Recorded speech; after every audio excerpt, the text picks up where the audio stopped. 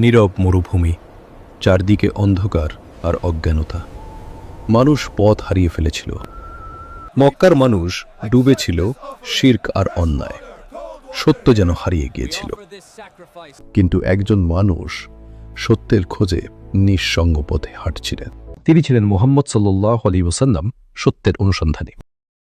তিনি আশ্রয় নিতেন হীরা কেবের নীরব গুহায়, একাকী ইবাদতে। হঠাৎ সেই রাতেই নেমে এলো এক অদ্ভুত আলো। সবকিছু বদলে গেল। এক কণ্ঠ ভেসে এলো, পড়ো। গভীর নীরবতা কেঁপে উঠল। তিনি বললেন, আমি পড়তে জানি না। ভয়ে কেঁপে উঠল হৃদয়। আবার বলা হলো, পড়ো। মুহূর্তটি হয়ে উঠল ভারী। তারপর নাজিল হলো, পড়ো তোমার প্রতিপাদকের নামে, আল্লাহর প্রথম বার্তা। তিনি সৃষ্টি করেছেন, মানুষকে সৃষ্টি করেছেন জমাট রক্ত থেকে।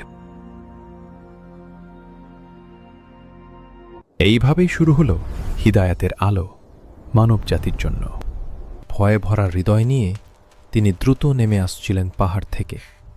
তিনি বললেন, আমাকে ঢেকে দাও। ভয় আর বিস্ময়ে কাঁপছিলেন। এইভাবেই শুরু হলো ইসলাম, অন্ধকার থেকে আলোয় মানব জাতির যাত্রা। এরপর কি হলো? কে প্রথম বিশ্বাস করলেন? জানুন পরের পর্বে।